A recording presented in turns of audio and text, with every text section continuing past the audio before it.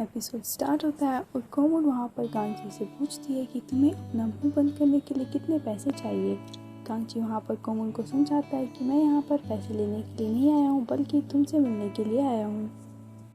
कोमल फिर उससे पूछती है कि तुम मुझसे क्यों मिलना चाहते थे, तो कांची कोमल को बताता है कि तुम्हारी आंखें काफ़ी ज़्यादा जानी पहचानी सी लगती हैं और तुम्हें देख के मुझे अपने बचपन की एक दोस्त की याद आती है।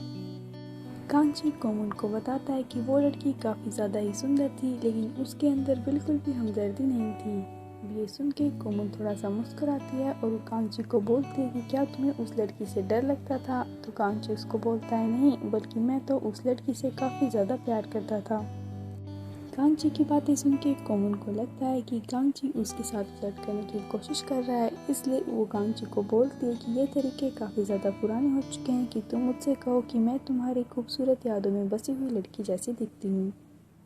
कांची वहाँ पर कोमल को कन्विंस करता है और उसको बोलता है कि मैंने ये तुमसे कभी नहीं कहा कि मेरी वो यादें खूबसूरत है। कोमल वहाँ पर कांची को बोलती है कि फिर तो पक्का वो तुम्हारी बुरी यादें होंगी, क्योंकि इंसान अपनी बुरी यादों को कभी भी नहीं भूलता। कांची कोमल को साफ साफ बोल देता है कि मुझे तुमसे कोई भी पैसे नहीं चाहिए और ये बोल के गुस्से में वहाँ से निकल जाता है। तभी वहाँ पर लिसांग आ जाते हैं और लिसांग कांची को वहाँ से जाने से रोक लेते हैं। लिसांग के हाथ में एक डिब्बा था जिसमें काफ़ी सारे पैसे थे, तो लिसांग कांची को वहाँ पर रोकते हैं और कांची को बोलते हैं कि यहाँ से जाने से पहले अपना गिफ्ट लेके जाना। तभी सोंगचे उनको बोलती है कि कांची को कोई पैसे नहीं चाहिए बल्कि वो यहाँ पर मिस कोमल का ऑटोग्राफ लेने के लिए आया है। कैंची की बातें सुन के कोमल थोड़ा सा इरिटेट हो जाती है और वहाँ पर ही कैंची का मजाक उड़ाती है कि तुमने मेरी झूठी तारीफ करी और अपनी उस बचपन की झूठी कहानी को भी सुनाया सिर्फ एक सड़ा सा ऑटोग्राफ लेने के लिए। कैंची वहाँ पर कोमल को कन्विंस करता है कि वो झूठ नहीं बोल रहा था और उसे सच में उसका ऑटोग्राफ चाहिए। कोमल वहीं पर ही अपनी एक नई बुक निकालती है और उसके ऊपर ऑटोग्राफ देने लगती है। कैंची वहाँ पर कोमल को बताता है कि मुझे ऑटोग्राफ अपने भाई सैंची के नाम पर चाहिए। कोमल वहाँ पर ऑटोग्राफ तो नहीं देती बल्कि इस बुक के ऊपर कुछ लिख देती है और कैंची को दे देती है। कैंची को ये बात पता नहीं होती और उसको लगता है कि कोमल ने उसको ऑटोग्राफ दे दिया। कैंची कोमल से उस बुक को लेता है और चुपचाप वहाँ से चला जाता है। लिसांग को लगता है कि कैंची थोड़ा सा नाराज़ हो गया, इसलिए वो कैंची को मनाने के लिए उसके पीछे पीछे जाता है। साथ ही वो अपने साथ पैसों का बॉक्स भी लेके जाता है। रास्ते में वो कैंची को रोकता है और कैंची को वो पैसे का बॉक्स ऑफर करता है। कैंची इस बॉक्स को देखता है और लिसांग को बोलता है कि ये पैसे मेरी ज़रूरत से कुछ ज़्यादा ही हैं और वैसे भी मुझे जो चाहिए था वो मुझे मिल गया और इसके अलावा मुझे और कुछ नहीं चाहिए, और चुपचाप वहाँ से चला जाता है। कैंची काफ़ी ज़्यादा हैंडसम तो था ही, साथ ही उसकी सेल्फ रिस्पेक्ट देख के कोमल का उसके ऊपर दिल आ जाता है, इसलिए वो सोंगचे को तुरंत ही ऑर्डर करती है कि तुम मुझे कैंची की सारी डिटेल निकाल के दो और ध्यान रहे कि इसके बारे में मिस्टर लिसांग को कुछ भी पता ना चले। कैंची वहाँ से आते टाइम बस में उस बुक को चेक करता है और उसको पता चलता है कि उस बुक पे कोई भी ऑटोग्राफ नहीं है, बल्कि उसके ऊपर कोमल ने लिखा है कि कल मेरी बुक लॉन्च पार्टी है और मैं वहाँ पर तुम्हारा इंतज़ार करूँगी, तुम वहाँ पर मेरा ऑटोग्राफ भी लेना और मेरे साथ फ़ोटोज़ भी खिंचवाना। घर आने के बाद कैंची जेसू के पास फ़ोन करता है और उसको बताता है कि कल मुझे एक पार्ट टाइम जॉब्स भी ढूंढने के लिए जाना है, इसलिए मैं चाहता हूँ कि सैंची को तुम उस बुक लॉन्च पार्टी में लेकर जाओ। जेसू उसके लिए एग्री कर जाता है और उसको बोलता है कि मैं कल सुबह जल्दी ही तुम्हारे घर पे पहुँच जाऊँगा। तभी वहाँ पर जेसू से मिलने के लिए जूरी आ जाती है। एक्चुअली में जूरी और जेसू दोनों एक साथ ही पढ़ते थे और जेसू को जूरी पे स्कूल टाइम से ही क्रश है, लेकिन उसने जूरी को इस बारे में नहीं बताया था, इसलिए जब जूरी उससे मिलने के लिए आती है तो वो काफ़ी ज़्यादा खुश हो जाता है और उसके साथ बैठ के ड्रिंक करने लग जाता है। जूरी जेसू की दुकान के बाहर क्लोजिंग का बोर्ड देखती है और वो जेसू से पूछती है कि तुम अपनी दुकान इतनी जल्दी बंद क्यों कर रहे हो। अब जेसू वहाँ पर जूरी को झूठ बोलता है और उसको बोलता है कि तुम्हें तो पता ही है कि मुझे बिल्कुल भी एक जगह पे टिकना पसंद नहीं है, इसलिए मैं जल्द ही इस दुकान को भी बेच के दूसरे शहर में शिफ्ट हो रहा हूँ। जूरी यहाँ पर समझ जाती है कि अगर जेसू भी दूसरे शहर में शिफ्ट हो रहा है तो कांची भी दूसरे शहर में शिफ्ट हो रहा होगा, इसलिए वो उससे कांची के बारे में पूछती है और कांची के फ़ोन नंबर भी ले लेती है। शाम को कैंची अपने लिए एक पार्ट टाइम जॉब ढूंढ लेता है जिसमें उसे सामान को एक जगह से दूसरी जगह पर रखना होता है। सामान को उठाते टाइम उसके हाथों के स्टिचेस खुल जाते हैं और उसके हाथों से काफ़ी ज़्यादा खून आने लगता है, लेकिन फिर भी वो अपने काम को लेकर काफ़ी ज़्यादा डेडिकेट होता है और अपना काम पूरा करके ही वहाँ से जाता है। दूसरी तरफ कोमुन की भी उसके स्टाफ के साथ उसकी अपकमिंग बुक के बारे में मीटिंग होती है। कोमुन का स्टाफ वहाँ पर कोमुन को सजेस्ट करता है कि उसकी बुक्स के अंदर जो भी ड्राइंग्स होती हैं वो काफ़ी ज़्यादा डरावनी होती है और काफ़ी लोग उन ड्राइंग्स को क्रिटिसाइज़ करते हैं, इसलिए उन लोगों को उन ड्राइंग्स को चेंज करने के बारे में सोचना चाहिए। कोमुन अपनी बुक्स में ड्राइंग चेंज करने के लिए बिल्कुल ही मना कर देती है। तभी वहाँ पर लीसांग कोमुन को बोलते हैं कि अमेरिका के एक डायरेक्टर हमारी बुक के ऊपर एक मूवी बनाना चाहते हैं, लेकिन वो चाहते हैं कि हम बुक्स में डॉग की जगह कैट्स का यूज़ करें। कोमुन वहाँ पर लीसांग को साफ साफ बोल देती है कि बुक में कुत्ता ही यूज़ होगा और उसकी जगह अगर वो लोग बिल्ली यूज़ करने के लिए बोलते हैं तो उनके साथ कॉन्ट्रैक्ट तोड़ दो। लीसांग वहाँ पर कोमुन को समझाने की कोशिश करता है कि अगर हमने कॉन्ट्रैक्ट तोड़ा तो हमें काफ़ी ज़्यादा नुकसान हो सकता है, तो कोमुन उसकी बात को इग्नोर करती है और वहाँ से मीटिंग छोड़ के चली जाती है। वहाँ से जाते टाइम कोमुन उन लोगों को बोलती है कि कल का इवेंट 1 घंटे के अंदर ही ख़त्म हो जाना चाहिए। साथ ही सोंगजे के पास जाके उसको धमकी देती है और उसको बोलती है कि बाकी के जो काम है वो भी मैं चाहती हूँ कि जल्द से जल्दी ख़त्म हो। शाम को जूरी कांजी से मिलने के लिए उसके पास पहुंच जाती है। वो जूरी से कुछ बातें करता है, साथ ही जूरी को ये भी बताता है कि वो जल्द ही इस शहर को छोड़ के दूसरे शहर में शिफ्ट होने वाला है। जूरी वहाँ पर कांजी को बताती है कि जिस हॉस्पिटल में मैं काम करती हूँ उस हॉस्पिटल में एक केयर गिवर की ज़रूरत है और तुम एक सर्टिफाइड नर्स हो, इसलिए तुम्हें वहाँ पर सैलरी भी अच्छी मिलेगी। कांजी उसके हॉस्पिटल का एड्रेस पूछता है तो जूरी उसको बताती है कि ये सोंगजिंग सिटी में है और मुझे पता है कि तुम बचपन में भी वहाँ पर ही रहते थे। कांजी उस शहर का नाम सुन के काफ़ी ज़्यादा शौक हो जाता था, क्योंकि वो एक्चुअल में बचपन में वहीं पर रहता था और वहीं पर ही उसकी मम्मी का मर्डर हो गया था। काफ़ी कोशिशों के बावजूद भी पुलिस कांजी की मम्मी के कातिल को नहीं पकड़ पाई थी, इसलिए उन दोनों को ऑर्फन बना दिया गया था और अब उनको ऑर्फनेज में शिफ्ट किया जा रहा था। कांजी नहीं चाहता था कि उन दोनों को अलग किया जाए और दोनों को ही ऑर्फनेज में रखा जाए, इसलिए वो दोनों ही उस शहर को छोड़ के रात को ही वहाँ से भाग आते हैं। कांजी की उस शहर से काफ़ी ज़्यादा बुरी यादें जुड़ी हुई थी, इसलिए वो जूरी को झूठ बोलता है और वो उसको बोल देता है कि वो शहर काफ़ी ज़्यादा छोटा है और इतना ज़्यादा डेवलप नहीं है, इसलिए मैं उस शहर में आके जॉब नहीं कर सकता। एक तरफ जूरी काफ़ी ज़्यादा सैड होती है कि कांजी उसके शहर में नहीं आना चाहता, दूसरी तरफ कांजी भी आसपास के हॉस्पिटल्स को चेक करता है और उसे पता चलता है कि आसपास के हॉस्पिटल में कोई भी इतनी अच्छी सैलरी नहीं दे रहा कि वो वहाँ पर जाके काम कर सके।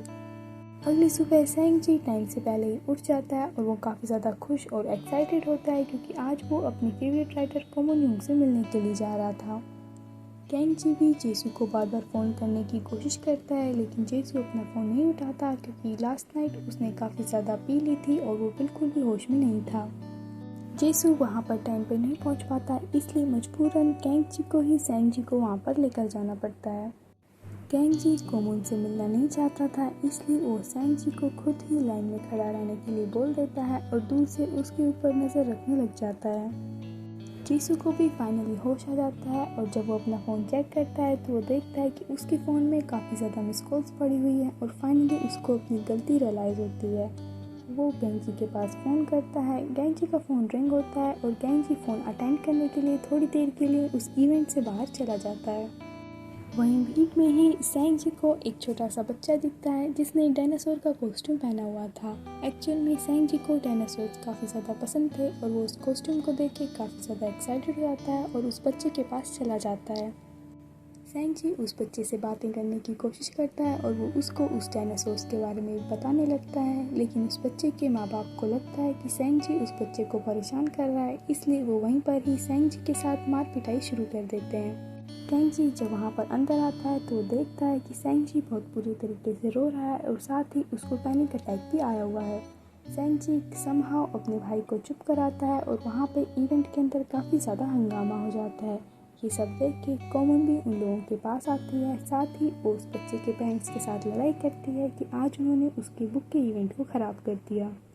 कोमुन वहाँ पर केंजी की साइड लेती है और उस बच्चे के पेरेंट्स को काफ़ी ज़्यादा बुरा भला बोलती है। वहाँ पर सभी मीडिया वाले थे और सभी लोग वहाँ पर कोमुन की वीडियो बना लेते हैं और उस वीडियो को इंटरनेट पे पोस्ट कर देते हैं।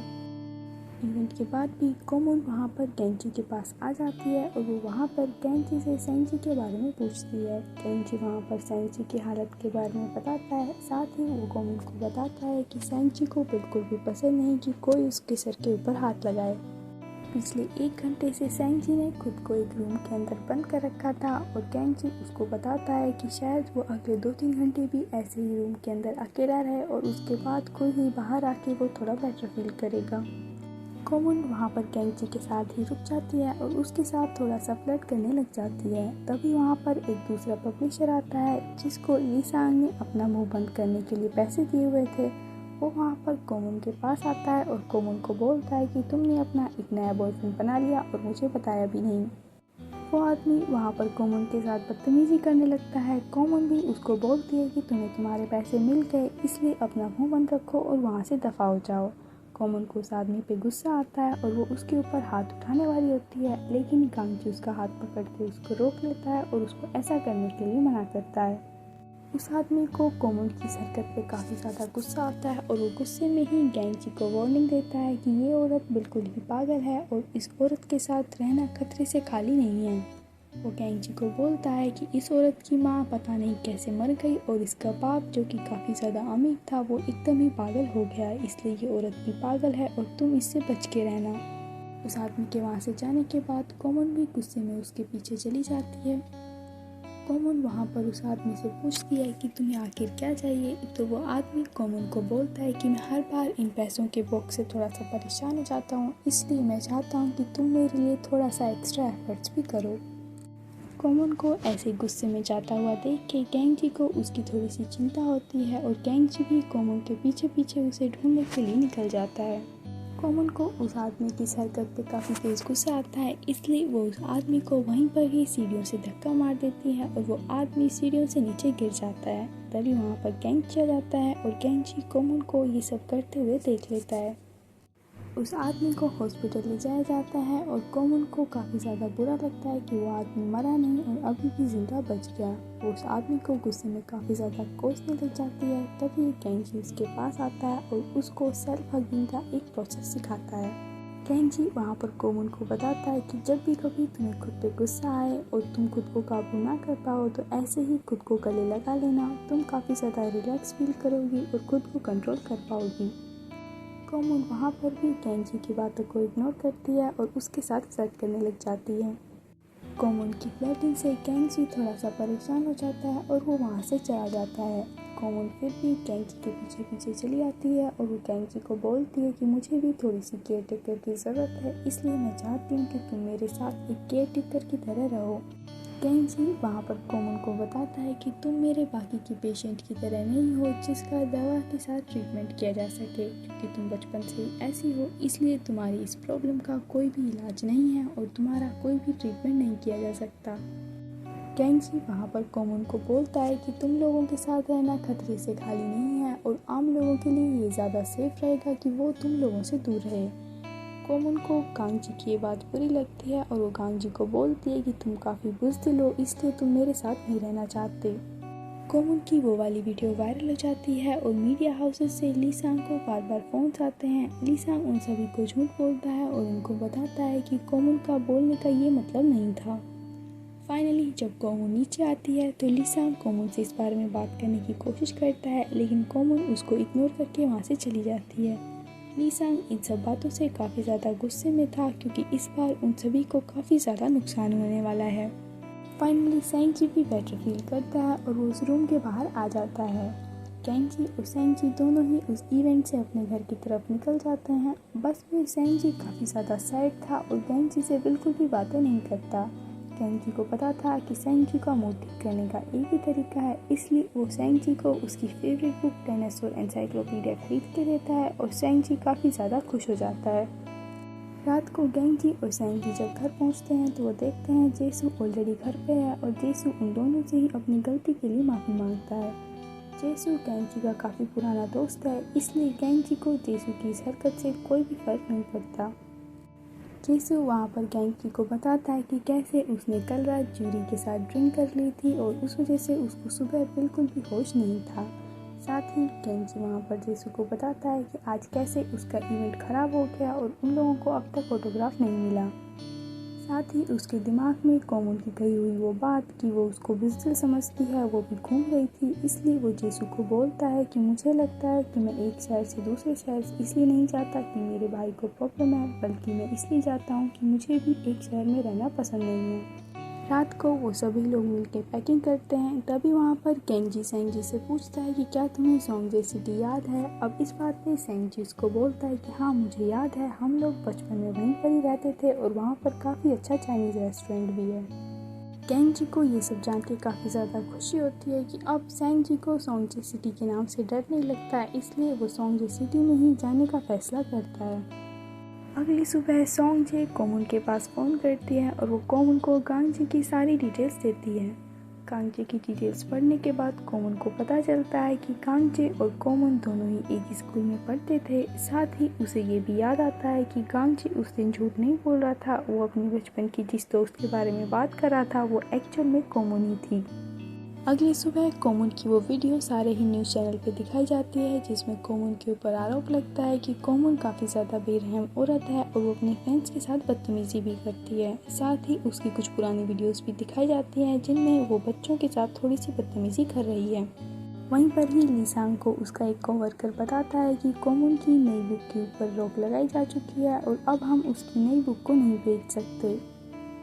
लीसांग कोमल से कांटेक्ट करने की कोशिश करता है, लेकिन कोमल किसी का भी फ़ोन नहीं उठाती और गांगजी के पीछे सोंगजे सिटी में चली जाती है।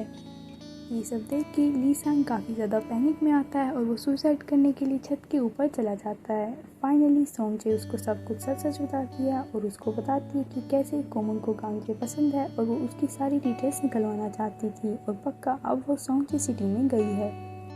गांगजे भी सोंगजे सिटी पहुंच के हॉस्पिटल में ज्वाइनिंग कर लेता है और वहाँ पे हॉस्पिटल में काम करने लग जाता है। तभी वहाँ पर बहुत तेज बारिश आती है और सभी पेशेंट को अंदर ले जाया जाता है और कोमल भी उनके पीछे पीछे उसी हॉस्पिटल में आ जाती है और यहीं पर ही हमारा एपिसोड नंबर 2 एंड हो जाता है।